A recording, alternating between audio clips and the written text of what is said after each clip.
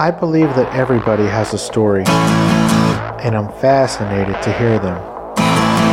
So come with me as we take a walk down Fascination Street. Hey guys, if you like what I'm doing, click the Amazon banner at the top of the homepage on FascinationStreetPod.com and do all of your shopping through Amazon.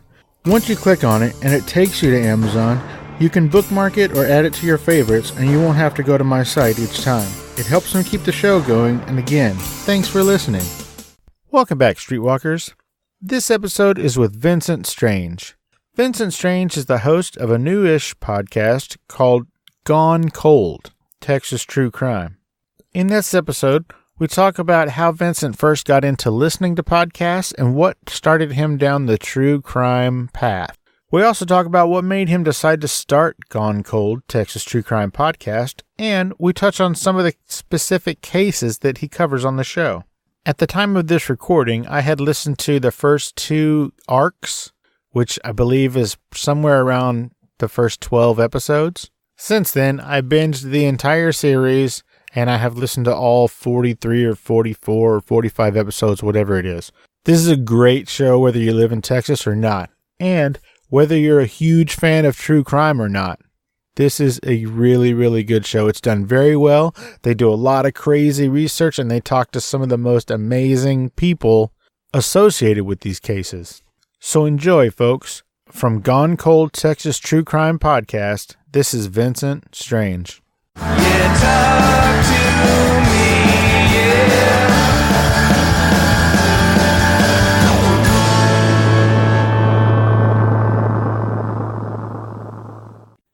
Welcome to Fascination Street Podcast. Vincent, what's your last name, Vincent? Strange. I'm laughing because of what we're going to get to in a little bit, but which is sort of why we're talking right now. That's a funny last name for the reason for this interview. So, Vincent, where are you right now? I'm in Fort Worth, Texas. Fort Worth, Texas. And are you a native Texan? Like you've been there your whole life? I am. I did move away for a while in my teen years, but yes, I've been here my whole life for the most part. Gotcha. What is it that you do for a living? I work for the aerospace industry. Oh, snap. That's cool. Very well done. Where did you go to college? I went to University of Texas. In Austin? No, in Arlington. Oh, okay, cool. UT Arlington. Gotcha. Rock on.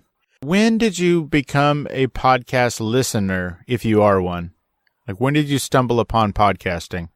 Had to have been back in 2006. And how did you find it, and what did you listen to? The first podcast I listened to, it was a garage punk kind of radio show thing. It may have been called Garage Punk. I'm not sure. Kind of a DJ type thing, you know, playing music, more or less. Don't remember much talking in it. I haven't listened to it in a very long time. I don't even know if it's still around. As far as podcasts in the format we all kind of know and love at this point, I started listening to, not long after that, a comedy podcast called Yeah Dude. One of the guys is actually, I don't know if you know, who John Larroquette from Night Court. Oh, heck yeah. TV show. I loved him. He also had the John Larroquette show. Yeah, yeah. One of the guys on Yeah Dude is his son. I think that's how I found out about it. Just kind of piqued my interest, it being his son and all. So yeah, I listened to a lot of kind of history, obscure history stuff, philosophy, things like that, for the most part. True crime's kind of only a thing I started listening to maybe 2 or 3 years ago, somewhere along those lines. And how did you stumble upon true crime? Well, my wife is a huge true crime fan, so she told me about the first season of Serial. Sounded fascinating. Great. Well done. Started looking into, she introduced me to The Vanished, Unresolved, and then I kind of went on my own from there and listened to as many as possible. Now that I do my own, it's a little difficult to listen. I don't have a lot of spare time, and my job doesn't always allow me to listen. Sure. How long would you say that you've been listening to true crime podcasts? 3 years would be my best guess, probably. Gotcha. I don't know when Serial came out. I think it was 2005.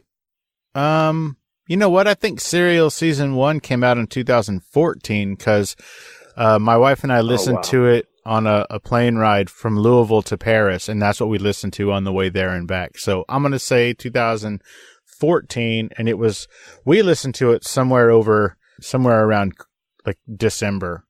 So it's been a while, I guess. Okay. Wow. Yeah.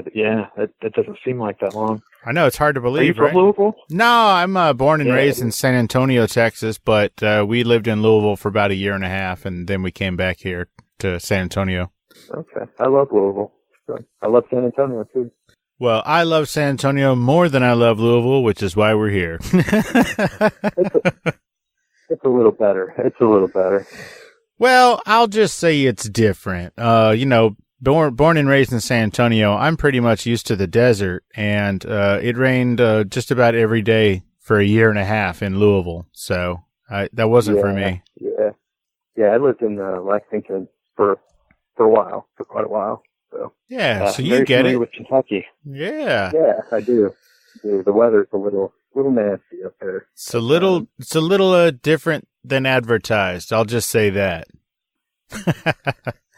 So, let's talk about your podcast. Is it called Texas Gone Cold, or is it just called Gone Cold? Just Gone Cold.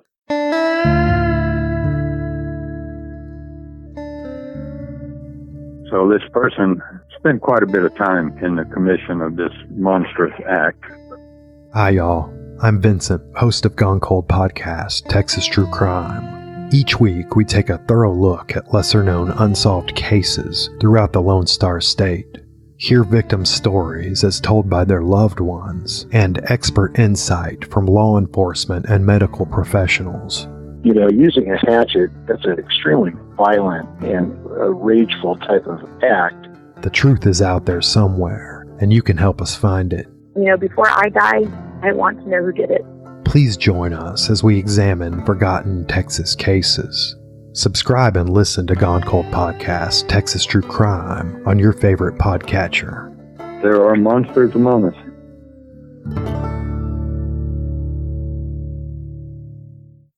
We've added the Texas True Crime to it in order to separate ourselves from another podcast that came out of Philadelphia a while after we started, I think, called Gone Cold as well. So we just wanted to separate ourselves from them. So we added the Texas True Crime after that. So if somebody was looking for you, they would look for Gone Cold Texas True Crime?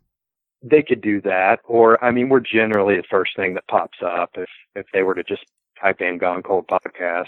Gotcha. And see the Texas logo. It's pretty obvious. Yeah, it's pretty prominent. Now, what made you decide to start your own podcast? I began looking into the case of Carla Walker. She was abducted and murdered back in '74 here in Fort Worth. Kind of stumbled upon it, got obsessed with it. There was a burglary detective who was obsessed with the crime for years, and his kind of narrative of the whole thing, it reads like a dime store detective novel or something. And so it was just fascinating. And I ate it up. I ate his story up. Now, researching the case and getting into it, it turns out that the story was not really working. I don't know. He was a good detective, but he had blinders on. But anyway, when I started researching, the papers would always refer to Carla as pretty and popular, but never, that's about it. They never gave any depth to her. And I just kind of, I don't know, it made me mad a little bit. I wanted to know more about her.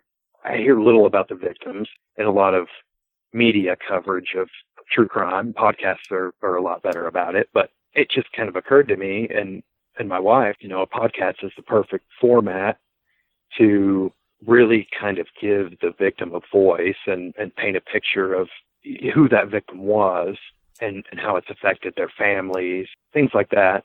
So, the podcasting format just kind of seemed like a natural way to do that.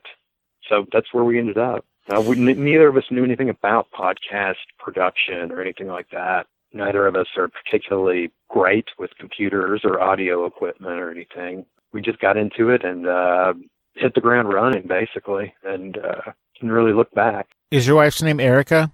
It is. Yeah. So she's the researcher that you mentioned on the show? Yes. Yeah, she does most of the deep digging. She can find connections to family members and things like that. She's good.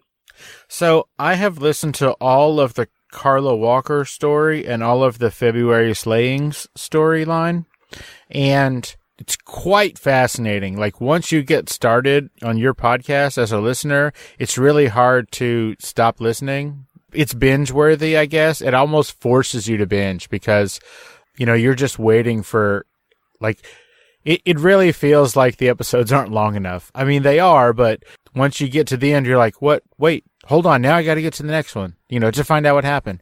So good job to both of you on that. Very well done. Appreciate that. Yes, sir. So the Carla Walker case intrigued you so much that you just decided to do, I don't know, it's like 9 parts or something, right? It is. Yeah, I believe 9. Yeah. And then, so once you were done with that, you decided to stick with, I guess, cases in the general area of Dallas-Fort Worth so far? I mean, that's as far as I am right now, so.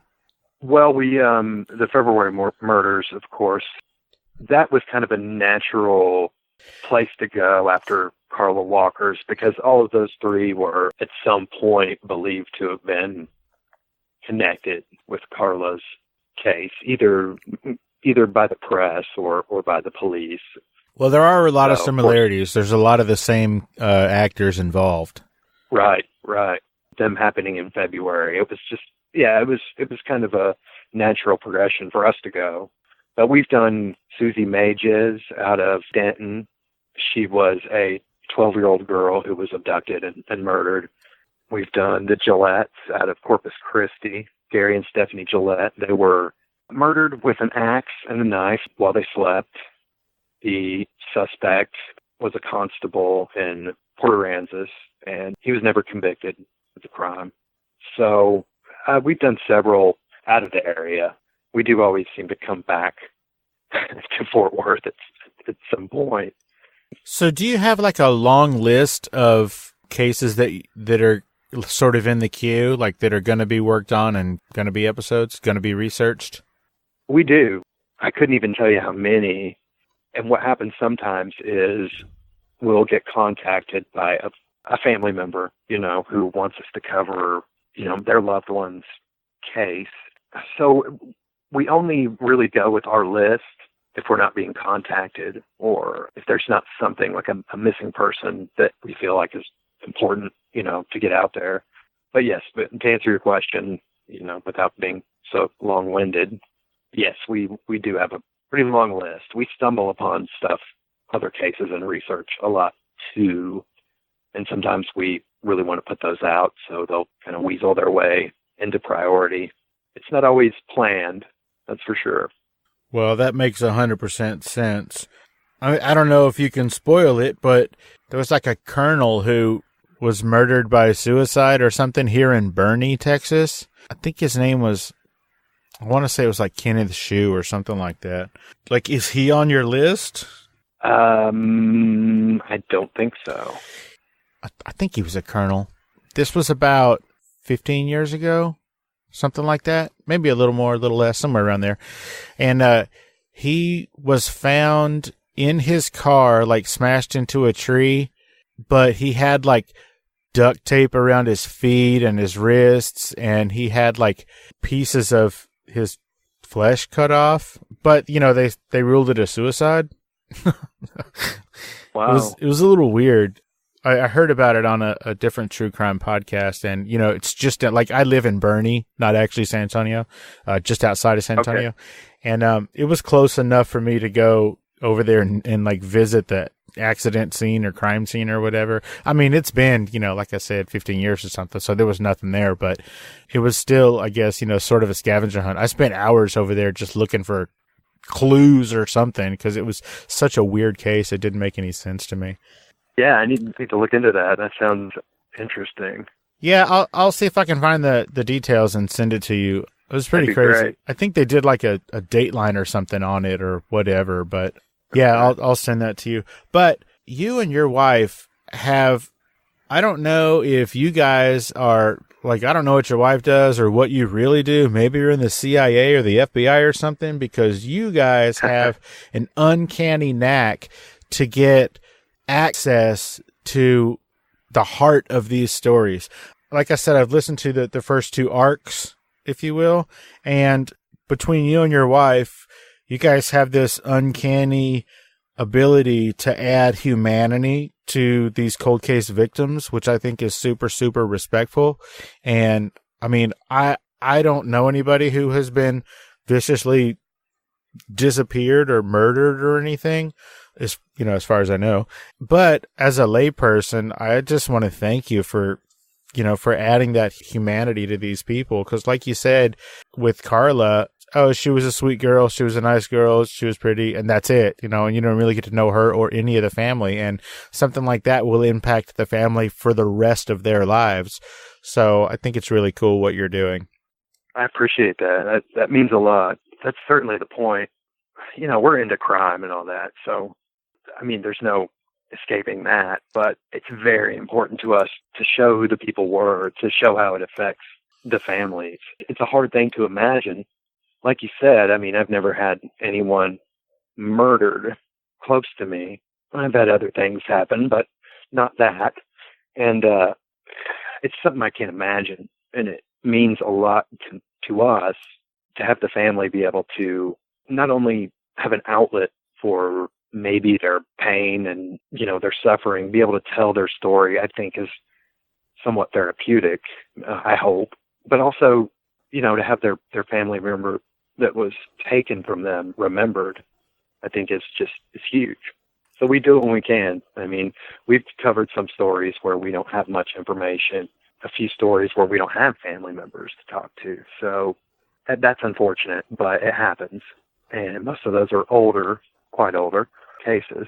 But yeah, it's important to us, and I appreciate you recognizing that. That means a lot. Well, I think that it's really important to look past the schadenfreude of all of it and, get to the heart of the actual people, and, to give a voice to those who aren't being listened to anymore because these are cold cases.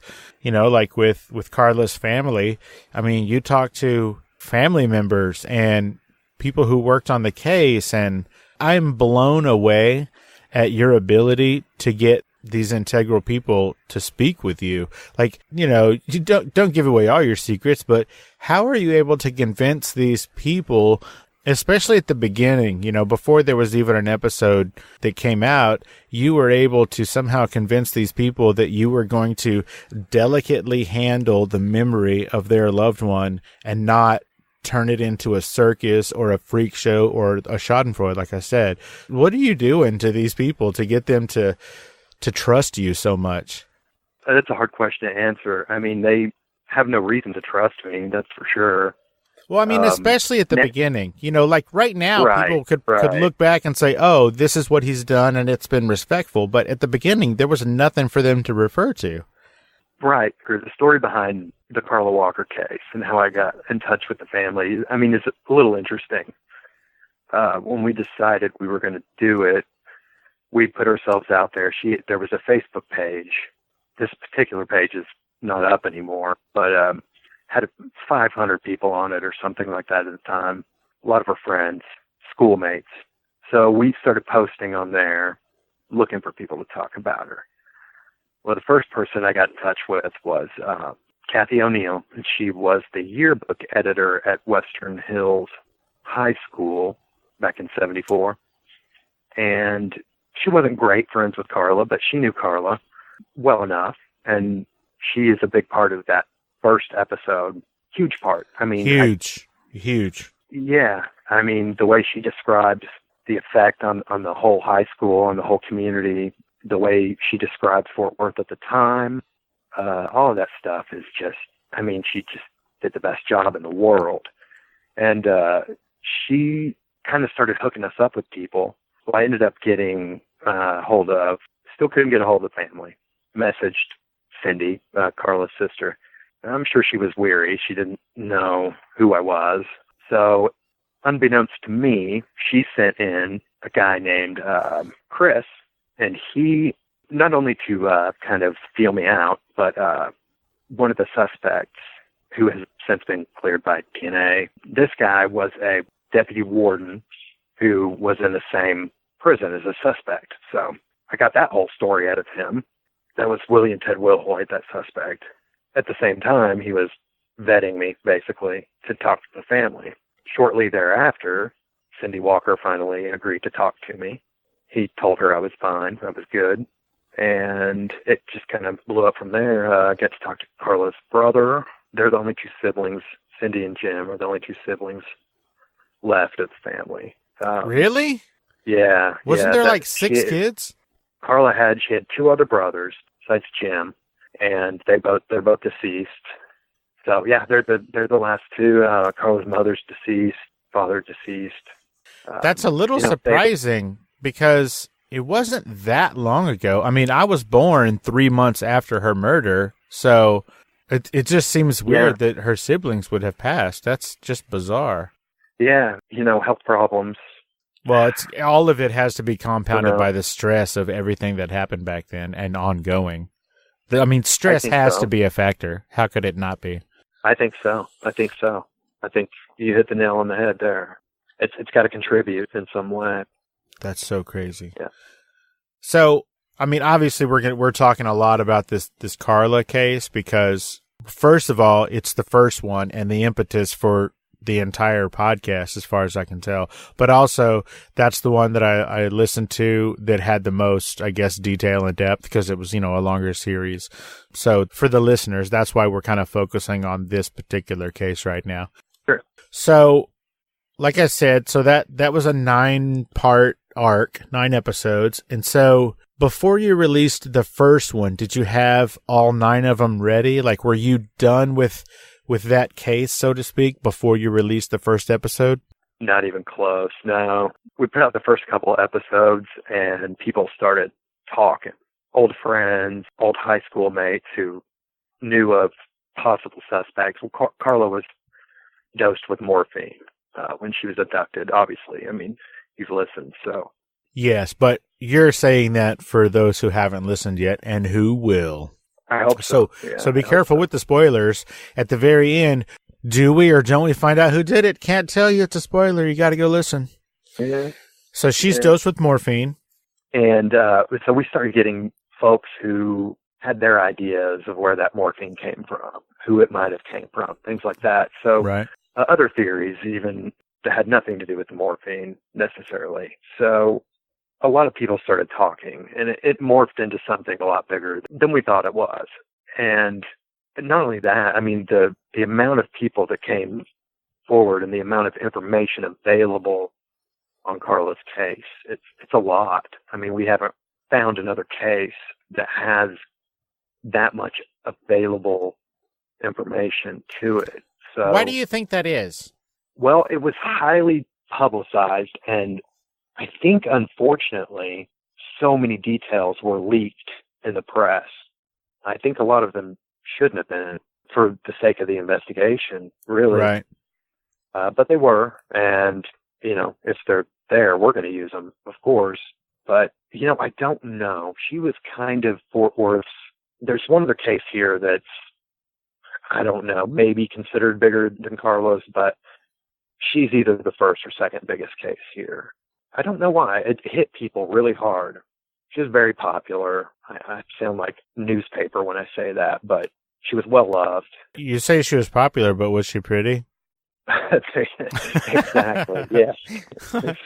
That's kind of, and if you listen to podcasts, you'll hear a lot more about her. She was also a hard-headed spitfire. I'll throw that out there. So thank you for saying that, because I was listening and I was like, it's sad that she's passed, and this is a horrific act, but she was kind of a little bit of a snit, like to her parents and stuff, and her sister. And I mean, she drew a line.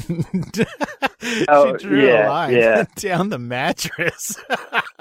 Yeah. They had a interesting relationship. Her and Cindy. Did. It was a great relationship, but it was. Oh, I'm sure. Yeah. You know, it was siblings, two sisters that had to share a room. You know, I'm sure neither of them were too happy about that, but they made it work and they fought. My sister and I had to share a room when we were growing up, and we might have put tape or something, or it's maybe strung a clothesline or whatever, but there's no way we'd have got a marker and drawn a line across the room, especially not on the bed. That was hilarious. Yeah, it's great. It's great. Carla, she was something. I mean, the world lost something really special with her. There's no doubt about it. I mean, I've gotten to know her through her friends and family, and she was an individual. I mean, her personality was just huge. Yeah, I feel like she was too big for the small town of, giant Fort Worth. Like, I feel like had she gone on, she would have gone to New York or LA. Like, no offense to everybody who lives in the Dallas-Fort Worth area, but I feel like Fort Worth was too small for that little dynamo. Yeah, I think I agree. I mean, no offense taken here. We're a slow, sleepy town, so yeah, she was meant for big things, and I guess I don't necessarily believe in fate, but I guess fate had other ideas. I don't know. There are monsters everywhere, and whoever did this took away an individual who not only meant so much to so many people, but also who would have meant so much more to so many other people that didn't know her yet. Now, you say meant so much to so many. Was it her funeral that you described, or was described as like one of the largest at the time in the area? Was that the right case I'm thinking of? Yeah, it was huge. It was huge. The church, that had the services. I mean, it was standing room only. People out the doors, and there was a issue, from what I understand, with the procession being so long, so big. Yeah, it was massive. She touched a lot of people's lives. Everybody says the same thing about the victims. Oh, they were so nice. Everybody loved them. But I mean, Carla was just, everybody loved her. I mean, there's just no getting around it. Everyone talked about how nice she was, and she was popular, but she didn't play that, kind of snobby, I'm better than you thing. That wasn't her at all.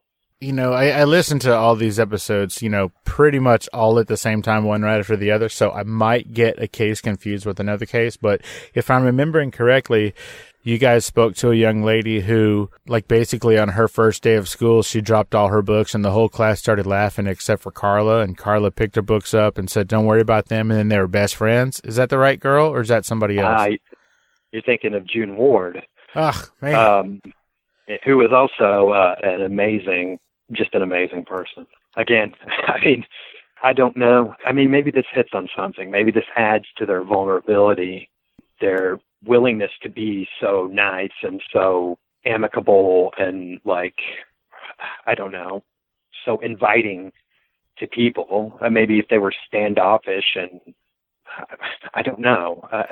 Yeah, maybe if they were a little more abrasive, then when somebody says, hey, can you, they would just throw a quick F you and, tell them to beat it or whatever, Yeah. But maybe it is their head off. Yeah. Right. Maybe it is their kindness and their openness that exponentially adds to their vulnerability. Yeah. I think that, maybe there's something to be said to that. I don't know. Hard to say. Well, it's not often that when somebody is a victim of something like that, everybody goes, "Well, that person was a fucking asshole anyway." So, right, right, it seems to be always the sweet ones, the nice ones, the open ones, the trusting ones. Yeah.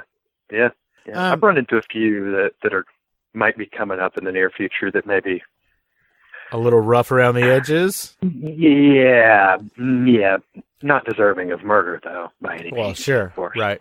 You know, There's only been a couple in the history of the world deserving of the kind of things that happen in your cases. yeah. My name is Phil Rossi.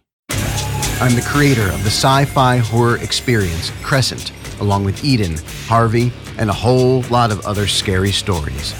50 hours of all new podcasts are ready for download on demand, including my new book, The Trance, a gothic cyberpunk detective story. And let me tell you, this book has got fangs. For more info and to get your hands on the free podcasts, visit patreon.com/Phil Rossi. Now turn out the lights and take a deep breath, because the story is about to begin.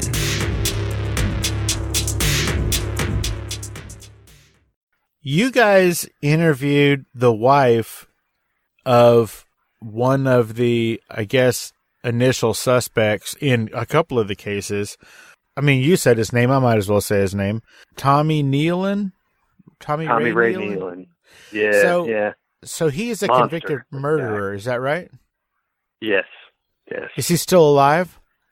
He is still alive. Yeah. Now, Yeah, how in the heck did you guys get his ex-wife, hopefully it's ex, how did you get her to talk to you?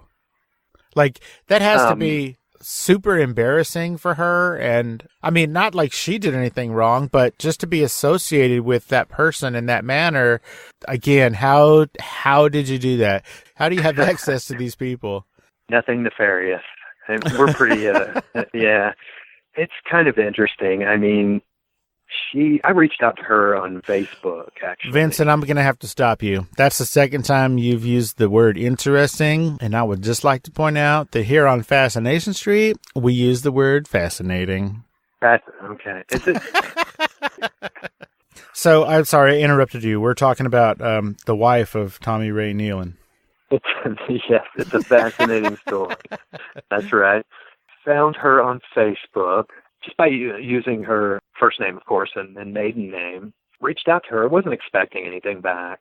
I would imagine you reach out to, I don't know, let's just say 20 people, and maybe you're only expecting 3 to respond. That's a good call. Yeah, I mean, it can be too little or too much easily. I'll take the too much all day. Right. But yeah, it's kind of disheartening when you're right. Like 3 out of 20 people respond, and if we contact investigators, that's hit or miss right there. I can't believe that you have talked to the people who were in law enforcement that you've talked to. Oh, and just real quick as a sidebar, I think he was a medical examiner. Groats, is that his name? Gloats, yeah. Is that guy still alive? He is not still alive. I'm going to say something, and I want this disclaimer at the very beginning. I'm only saying this as if this was written for a television show. Okay, everybody paying attention? If all of the cases in the first 2 arcs, in the February slayings and the Carla Walker arcs, if all of those cases were on one television show, then all of the evidence points to a crooked medical examiner who did all the bad stuff. He's the murderer in this television show, is the medical examiner. He's the bad guy in this television show. Okay, go ahead. I just had to get that out there because the whole time I'm like, man, this guy's name sure comes up a lot. And man, he's getting a lot of stuff wrong. I mean, he misidentified a victim by about 45 years. Yeah, that was a bad one. Yeah. That was pretty bad. And he was like adamant about it. He's like, no, you're wrong. It's not that one. But it was. Like, that's pretty egregious. Yeah. I mean, yeah, it took her husband to kind of force it. Yeah. That's crazy. You know, not to urinate on the guy's grave or anything, but that's got to leave a mark on his resume somewhere. He was a big hot shot, and well, he definitely thought so. Yeah, and he can do no wrong. And also, if he was the bad guy in this television show version, then it would certainly lend credence to the cover-up theory. I think it was Becky Martin's husband, I think. Man, I tell you what, I'm getting all these names confused. But there was somebody whose family members went on to be like district attorney and, things like that. But yeah, you're thinking of the Becky Martin case. Yeah. Yeah. Okay. So it just seems like it's not a big leap to assume that there was some collusion and maybe some cover up stuff going on there. Particularly since I think Becky Martin wasn't even listed in the cold cases or whatever. Like they just swept her under the rug. That was weird. Yeah, she was off of the Fort Worth cold case list for years, which they had. I mean, Fort Worth has almost 1,000 cold cases dating back to the 50s. So, they don't even put all their cold cases online, of course. And those aren't all murders necessarily. You hear that, everybody? Don't move to Fort Worth. It'll get you. Yeah, I have strong opinions on some things up here. And partially it's because my feelings have been hurt because they're so tight-lipped and they don't like to talk. Whereas, like, say, Dallas Cold Case Squad are very helpful, and they're not going to tell you anything that they don't want to tell you. But sure, they'll just tell you everything that's already out there. Yeah, and you say it at the end of every episode. If you have any information, blah blah blah. But I feel like what you're doing, like you're not hurting the case. All you're doing is, sort of drawing attention to it, and it's no effort on their part. All they're doing is talking. They don't have to get out of their lazy boy and go do some police work. It's like you're out there on their behalf saying, hey, does anybody know anything at all ever? So it's kind of weird. I mean, it makes sense that Dallas would be willing to talk to you because, worst case scenario, you help them solve a murder. Like I don't. And so it is a little weird that Fort Worth is just like, no, we're good. You do your thing, and we'll just sit over here and eat bonbons or whatever they're doing. But that's crazy. Also, I also want this disclaimer: everything derogatory that I have said so far about Mr. Groats in this television version, and all of the authorities, that is not Vincent Strange saying that. That's Steve Owens. Vincent hasn't said anything derogatory about anybody so far. Okay, I just want that out there. That's not on Vincent. That's on me. I appreciate that. I definitely don't want any enemies in law enforcement. Of course not. But I tell you, I do have strong feelings about the way some of these cases were handled. And I'll say this, that a lot of those strong opinions are toward Fort Worth police. So understood. I'll say that. I'm not going to say what those strong opinions are, but sure. I have issues. I have issues, but I'm not a cop. So I'm sure. How could you not have issues? I mean, I'm only listening and I'm angry. You're elbow deep in all of this stuff. And also, how do you go home at night and not sink into a massive state of depression? It happens. I mean, but, okay, good. That means you're human. Yeah. I was worried you were a robot. I want to quit on a weekly basis. I'm sure. There's no doubt. I mean, I talk to my wife about it all the time, but at the end of the day, it's not about me. My wife feels the same way. It's not about her. It's about the victims, their families, and that's why we started this whole thing. So we trudge through it. I mean, we definitely have our moments. I'm working on this case right now that's particularly gruesome and terrible and involves children, and it's like, I don't know. It's the worst. You want to crawl up in your bed and get away from it. Well, that's terrible. I have sidetracked you probably 11 times. Let's get back to the wife of Tommy Ray Nealon. Sorry about that. Yeah. No, it's okay. So where were we? I found her through Facebook. She returned my message. She replied to my message pretty quick and was willing to talk. She did divorce Nealon within like a year, I think, of him being convicted. So like after he was in prison? Yeah. She had no idea any of this was happening. I believe that. I do too. She was very candid with me. She's got nothing to hide. She's a very nice woman. He was gone a lot. He drove trucks, and he was basically drove a wrecker to pick up broken down semis, things like that, repair semis. He was a mechanic / wrecker. He was gone a lot. He cut himself a lot, so blood on clothes wasn't anything unusual. I don't know. Getting in touch with her was huge to me. I considered getting in touch with Neeland at one point, but two things. He's not responsible for Carla Walker. He's not responsible for this crime. That's correct. Right. To me, there was no point in talking to him. Why give him the time of day? He's a piece of shit, you know? Wait, did you have the opportunity to talk to him? Oh, I could have. I did call the unit that he's in, and they told me that yes, that if he would do it, that they would allow a recorded phone interview. And ultimately we decided, hey, you know what? We're never going to contact, number one, people who we know are killers, and number two, people who we think are killers. It's like the Henry Lee Lucas thing to me. He lives in infamy because he confessed to so many crimes that he was not responsible for. And if he didn't do that, I mean, he would have been a blurb in the news cycle. But Right. They clear all these cases that they said were him, and they weren't him. A lot of those cases still remain closed, even though he most likely didn't do them. So to me, it almost feels like giving people like Tommy Ray Nealon, who is one of the biggest monsters I've ever researched. I'm pretty sure he's responsible for a few other crimes. Possibly. It's possible. Over in the Midland, Odessa area.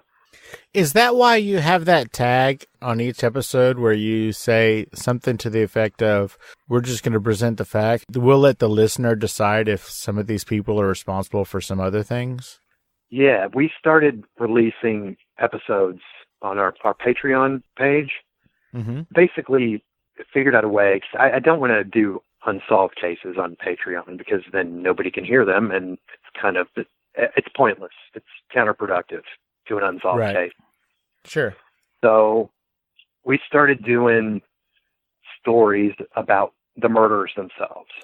Their crimes that they are known for committing and crimes that have happened around the area or that were once have thought to have been them, which are a lot of the cases are cases we'll eventually get to on the podcast, the regular podcast.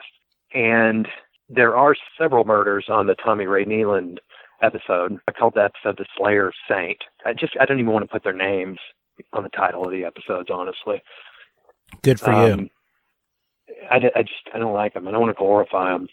But Yeah, sort of like the Prime Minister of New Zealand won't say the name of that animal who walked in and shot all those Muslims last week. Right. Yeah, that's the point. I just don't want to glorify them. Anyway, so we started using all of our research into, people like Tommy Ray Nealon. I did a guy, Johnny Meadows, who did some murders and then was released early because of overcrowding in prison, which Tommy Ray Nealon was as well. I'm sorry, in the did you 80s. say murderers are released because of overcrowding? Oh, yeah, happened a ton of times in the 80s, and most of them offended again, whether... Can we just get rid of... Can we murder. let the weed dealers go and then keep the murderers? I mean, I would like, think that would be the priority. Yeah, I would think. What? Yeah, the justice system in the 80s was just... it's jaw-dropping. It's terrible. That's amazing. Now, we've Yeah. talked about the families of these cold case murdered victims. What about those same families when this person gets out because there's too many people in jail? Yeah, right. I can't even imagine. It. That is insane. Right. Yeah, it's a spit in the face of justice. I mean, a guy like Tommy Ray Nealon should have never been let out. His murders were gruesome. I mean, you're talking multiple stabbing and slashing throat, of his victims. And, I mean, just brutal. Sexual assault, just brutal. I mean, that guy's got to feel invincible when he walks out of a prison. Yeah. Like, he's got to be thinking, I literally just got away with murder and they let me out. I mean, I don't care Right. how long he was in there. The fact that he ever got out, he has to be like, I got him. I won. Well, I'll tell you this. He was sentenced to 3 life sentences, I believe, and then, some hundreds of years. That's what he was was this the guy who got like 500 years, or was that somebody Yes. else? Yeah, It was that's like Nealon. 534 years. Something like that. Yeah. I don't have it in front of me. I don't remember. I'm glad I don't Consecutively. remember. It was guy. consecutive, not Mhm. concurrent. It was consecutive. Right. And he got That's out in 13 insane. years. Oh. Yeah. Yeah. Oh my God. Yeah. He was picked back up, I think it was 6 or 7 years after he was let out. They pulled him over and he had a gun. And he's a felon with a gun. So he got put back in jail, parole revoked. But there's no we've what got did he do room. in that time? Yeah, no shit. What did he do in that 6 years? He didn't do nothing. We know that. Come on now. Right. But Right. we've got room for a parole violator, but we don't have room to keep actual murderers. I'm so confused. Yeah, it's crazy. This guy had a gun. Send him to jail. Oh, well, okay, then we're going to have to let out a murderer to make room for this guy who had a gun. Yeah. Well, it's like you said, why are, weed dealers in jail and child rapists and murderers out on the street? I mean, it's so crazy. Weird. It's crazy. That's nuts. Well, hopefully these college scandal people like Lori Loughlin, maybe they'll get to go to prison and we'll just let out a serial killer instead or something. Yeah, right. Yeah. Good Lord. Let's put in the non-violent offenders and let's take out the madmen and the psychopaths. Yeah, it's great. That's amazing. insane.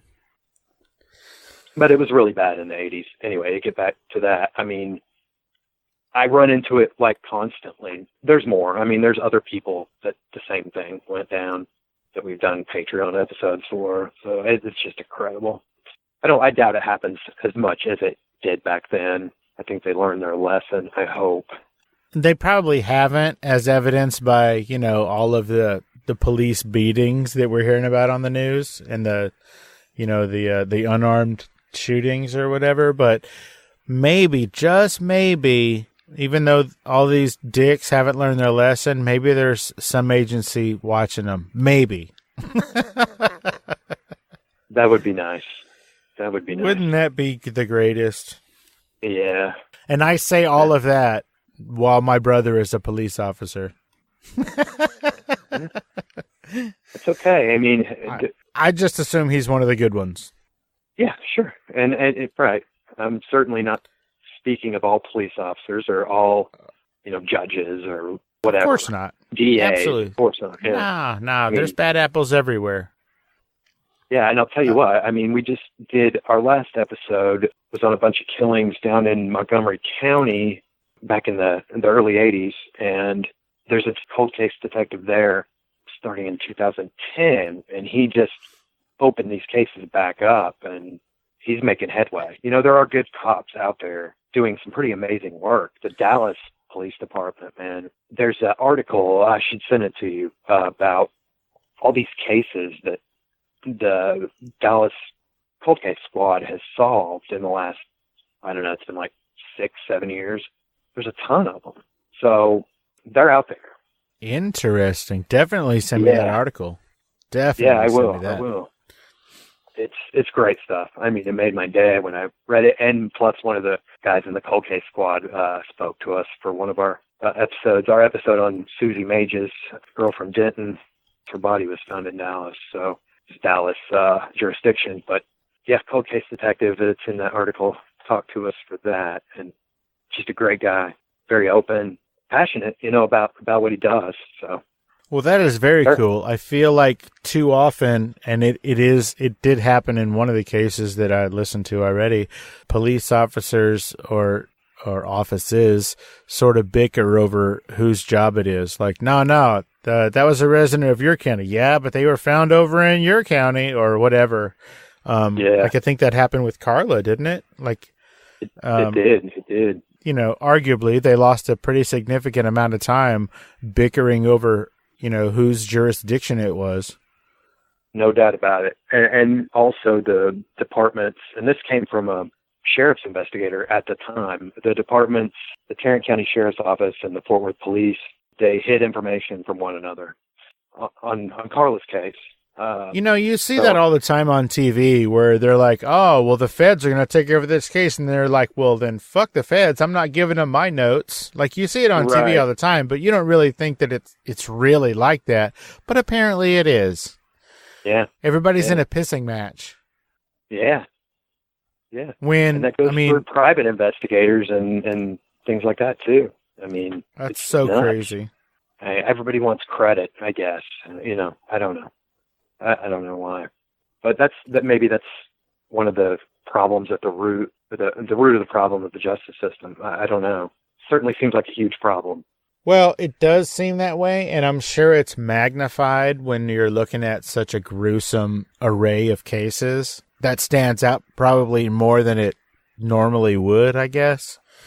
When you're just staring at the face of glaring incompetence, and it's just amazing. Like, you know, you listen to your podcast, and you know, there's equal parts dismay and wonder and anger, like, and confusion. That's one of the reasons I wanted to talk to you, is because your podcast really has all of those ingredients.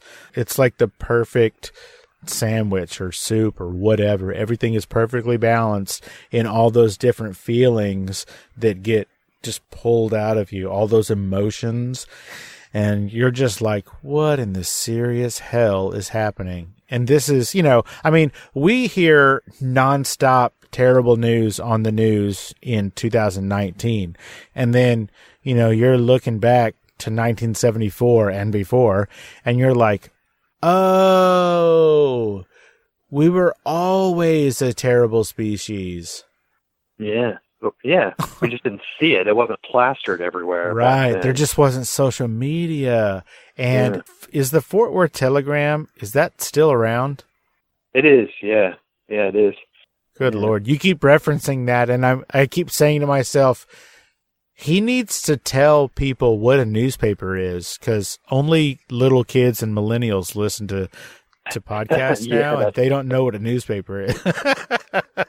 Yeah. Yeah. I know, and I'm kind of, I don't know. I love I love historic stories, which is one of the reasons there's two reasons to do podcasts from a lot of like 70s, late 60s, things like that. Because number one, people are dying who know things, who, you know, family members who need justice. I mean, right. You got to get on that before they're gone and they don't get any, and before the information they have is gone. Right. Before the suspect dies, you know. I do like that you put a call out. I think it was maybe the last episode of the Carla Walker case. I think you said something about how everybody should consider submitting their DNA to that website or whatever, because, you know, maybe there's a distant relative or somewhere, something like that. I think that was really cool that you put that call out. That's all Erica right there. She's huge on the Jed match stuff. I am too. I mean, it's great, but she insists that I throw it in here and there. So you're saying it was a combined Strange effort? Of course. Yeah, it all is. It all is. Yeah, I mean, as soon as the Golden State Killer thing happened. Yep. I had a feeling that it was because of that. And the crazy thing about that is that people got angry. I think the person whose DNA they used to make that match got angry. They're like, well, that's not what I gave that DNA for. Yeah, that's amazing. If there is a family, if there's a member of my family that has done something this horrific, sexual assault and murder, and I'd kind of like them to pay for it, just like anyone else. It's a no-brainer to me. Yes, that person got mad. I think they sued. Did they? Okay. I'm pretty sure they sued. I don't know how that case turned out, but I'm pretty sure they sued. Yeah, no kidding. That does not surprise me. Well, then you've got the conspiracy theorists who say, oh, now the government's got my DNA. They're, what are they going to do with my DNA? And I don't know what I wish they would answer that question. I want the conspiracy theorists to answer that question. What do you think they're going to do with your DNA? Are they going to clone you and rape you? Like, what do you think they're going to do with your DNA? Yeah, they never have an explanation for that, do they? No, they don't. It's what are they going to... Well, what do you... I would love to hear what you think they're going to do with it. Go ahead. I've got all the time in the world. Knock yourself out. Go sick. Tell me what you think's going to happen. That's a whole new thing right there. I mean, it's just contemplating the mindset of a conspiracy like that. A conspiracy that has no meat. A conspiracy that has no conspiracy. You're right. What are they Right. going to do with the DNA? Yeah. I don't know. It's crazy to me. I don't know. They can have my DNA and don't care. I don't plan on doing anything wrong. So, you know. Yeah. I'd Maybe like to that's the think I'm thing. not going to. Yeah, maybe that's it. Maybe they're just like, well, what if later I'm going to commit some crazy crime? Then they're going to find me or whatever. Yeah. What if I have to murder But I don't- somebody?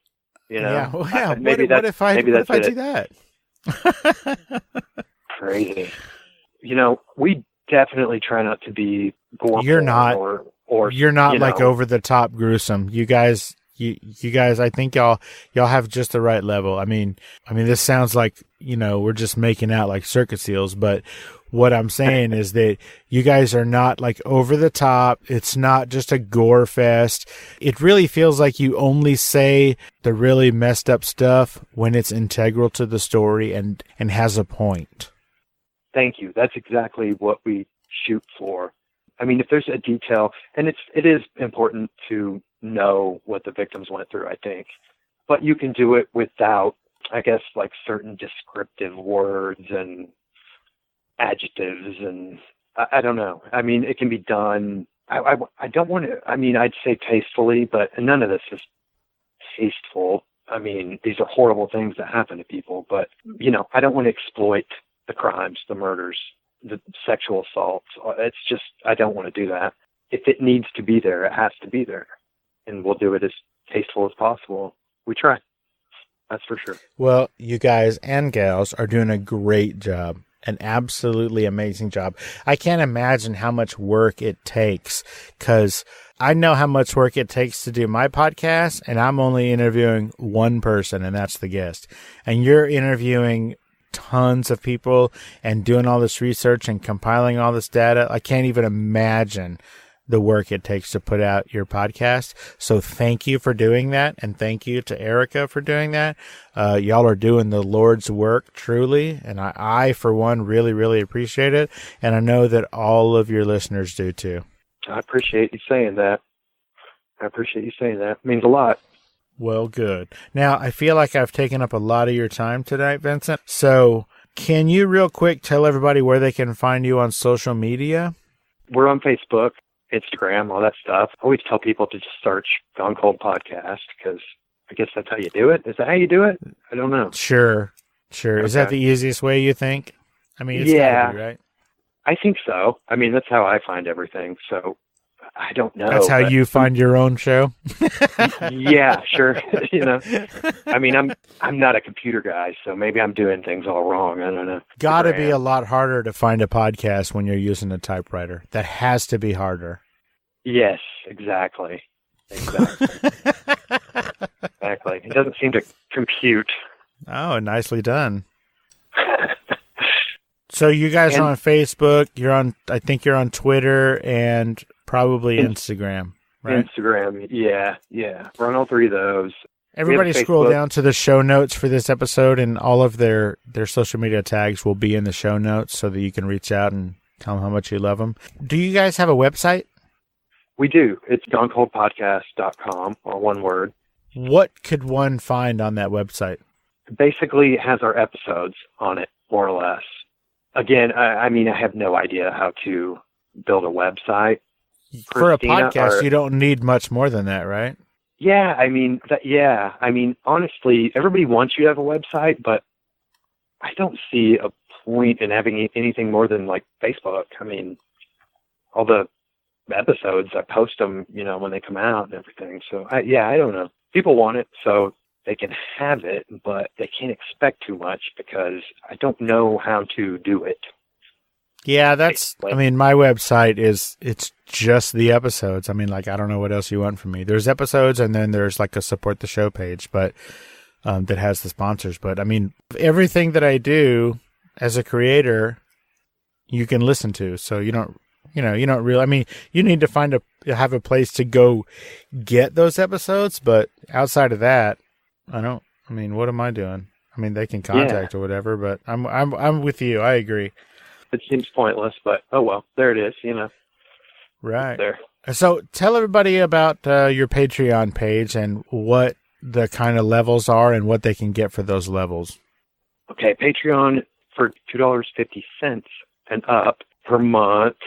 We do our Patreon exclusive episodes. We have stickers and magnets and all, just a grab bag that I send out with $5 and above, plus the episodes. Everything's ad free from $1 up. By the way, see, I'm doing ad free. I don't have to listen to Community Coffee or Hefty ads. Yeah, it's like $1 a month, and it's like ad free. I throw them up there before I throw them on our host. Let's see, $10 and up.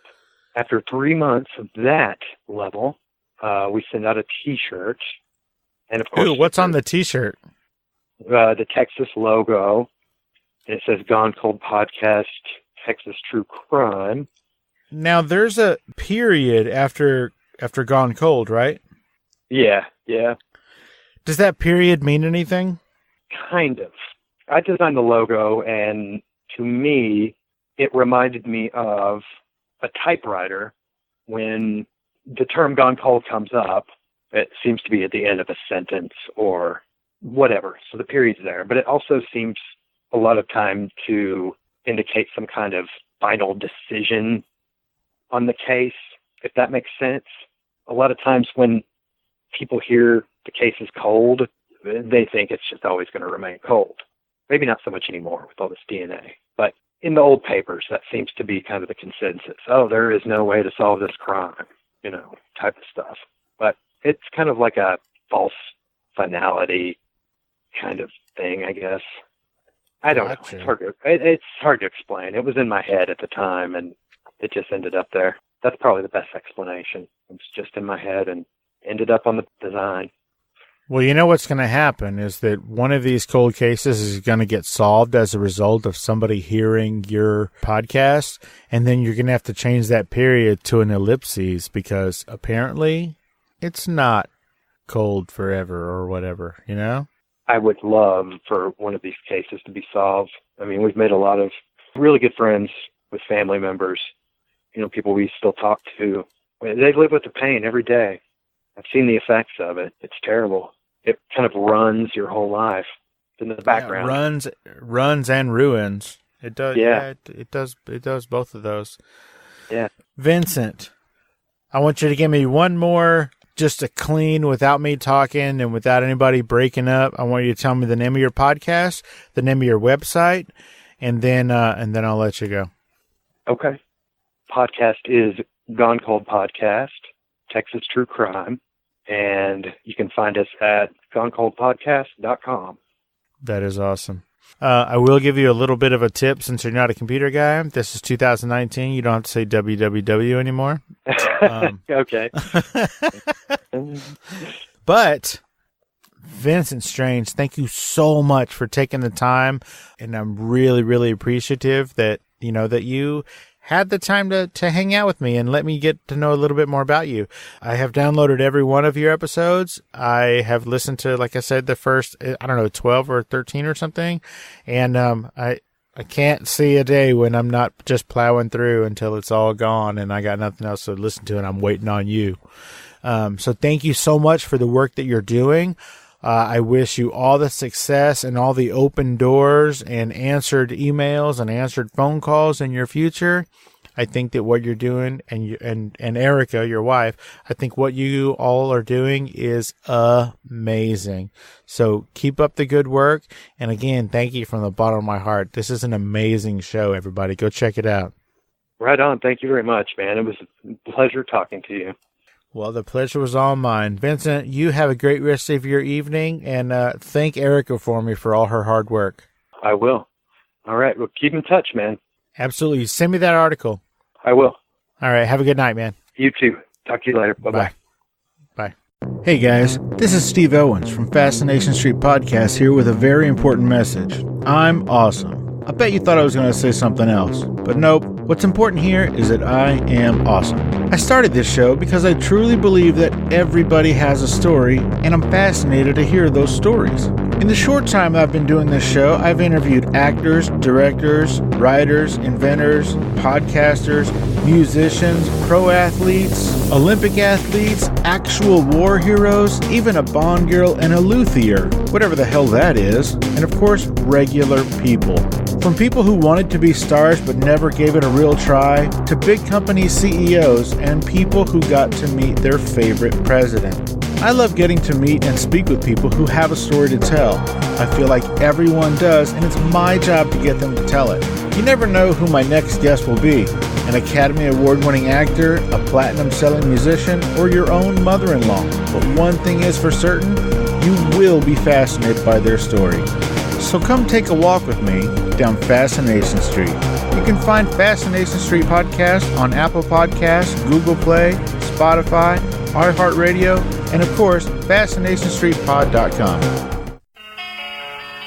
Opening music is the song Magnolia from the 2014 album Intransigence, used with permission from Douglas Miles Clark. Closing music is Apollo from the 2001 album Into the Known by the band Sapphire. Thanks for hanging out with us and getting to know a little bit about our guest.